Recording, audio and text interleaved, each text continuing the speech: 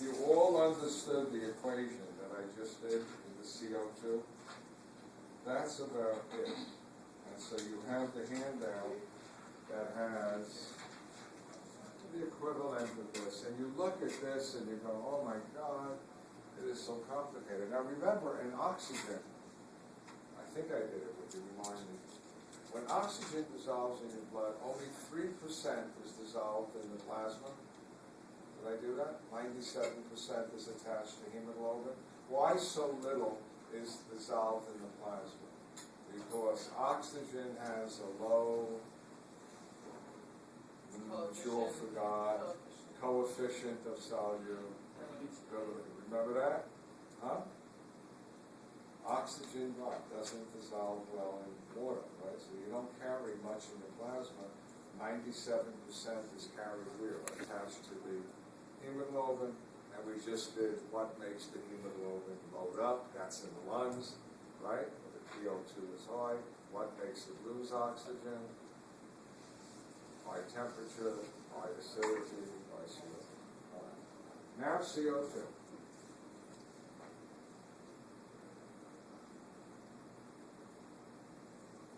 Let's do the tissue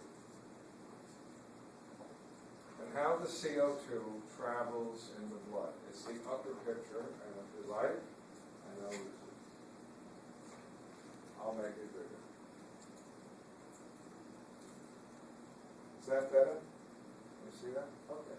So here's the tissue. What is the tissue doing? It's burning sugar, burning fat, burning what? Amino acids.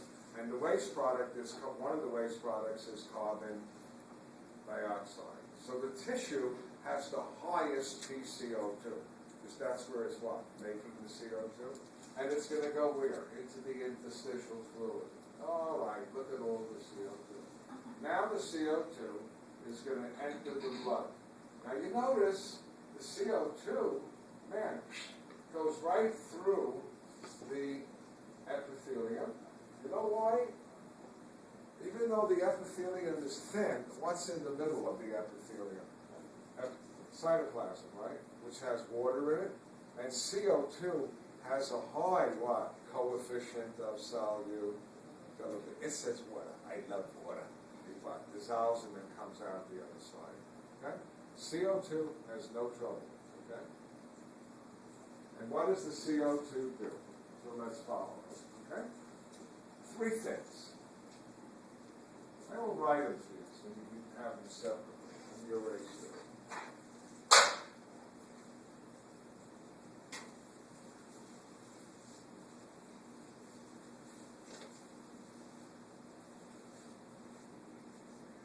How is CO2 carried in the blood?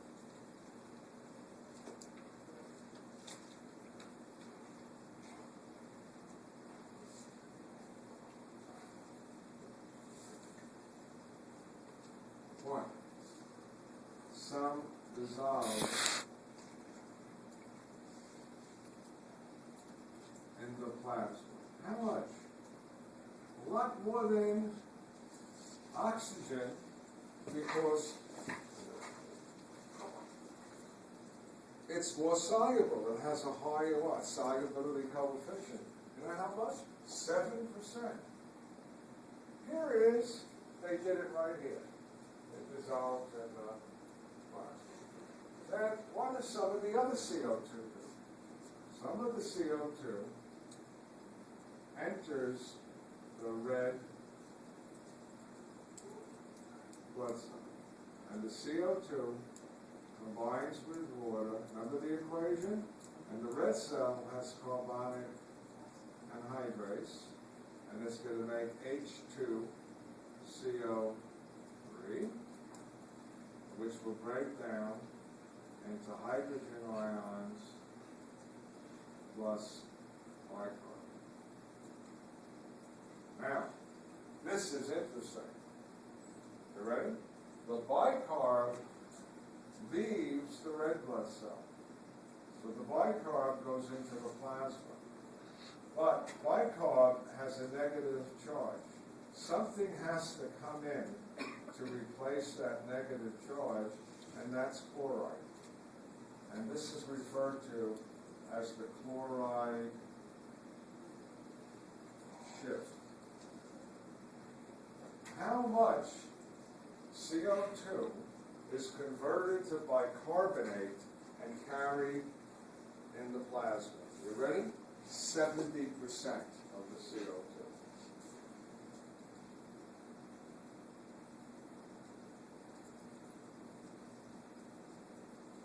Third and last, then we'll go back to this. Here is your red blood cell. Remember the hydrogen ion? You know what the hydrogen ion does? Here is hemoglobin. Remember hemoglobin? What did we learn before?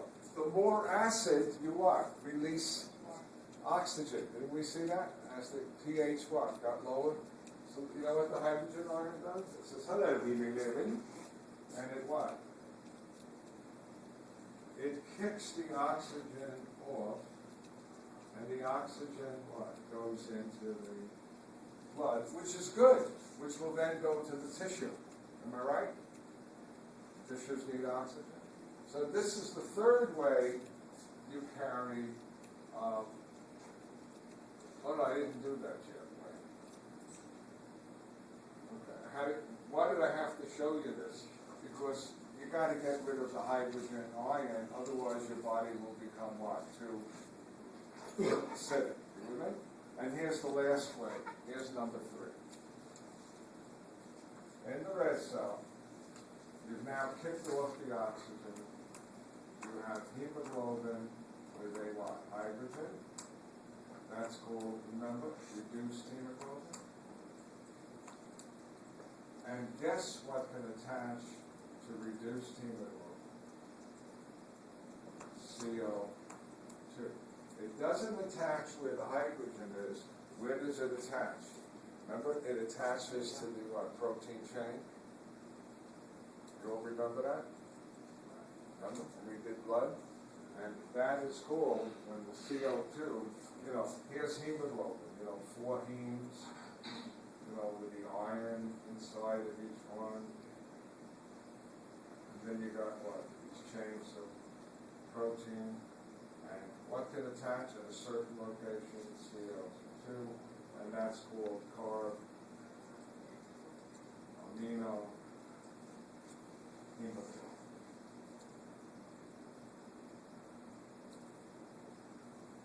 So what percent is carried as hemoglobin?